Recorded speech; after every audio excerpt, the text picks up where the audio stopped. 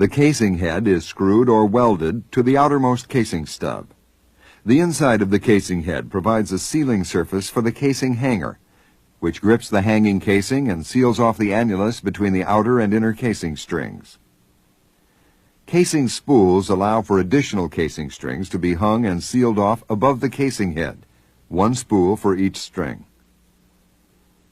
The tubing head performs a function similar to the casing head, in that it accommodates a tubing hanger, which usually screws onto the top of the tubing string or strings and seals off the tubing casing annulus with metal-to-metal and/or rubber sealing elements. An adapter or bonnet provides a transition from the tubing head to the arrangement of valves and fittings located above the casing and tubing head, which are used to control flow. The equipment above the tubing head is referred to as the Christmas tree. The bottom valve, often called the master valve, is the primary means for completely shutting in the well. A T-type fitting allows for redirection of the vertical flow stream to a horizontal flow line.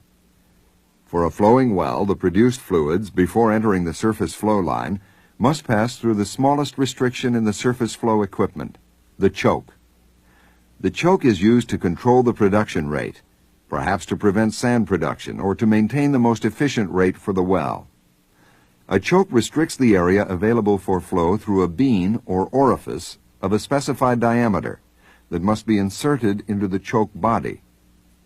The smaller the diameter of the bean, the lower the production rate. There are two kinds of chokes: positive chokes with interchangeable beans and adjustable chokes, which allow the choke size to be varied more easily. Note that tubing pressure is measured upstream, that is, on the wellhead side of the choke.